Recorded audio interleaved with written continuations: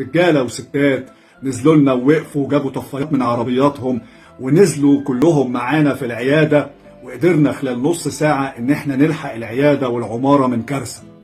الكل كان بيجري وبيساعد بقلب ومش خايف علشان ما تنتشرش النار وتمسك في العياده كلها والمبنى، وكانت هتبقى حريقه رهيبه جدا جدا هتسبب اضرار في المبنى، وكان في ممكن خسائر تكون في الارواح.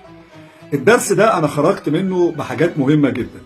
اول حاجه ان كل البيوت لازم يبقى فيها طفايه حريق تساعد على اي موقف ممكن لا قدر الله يحصل.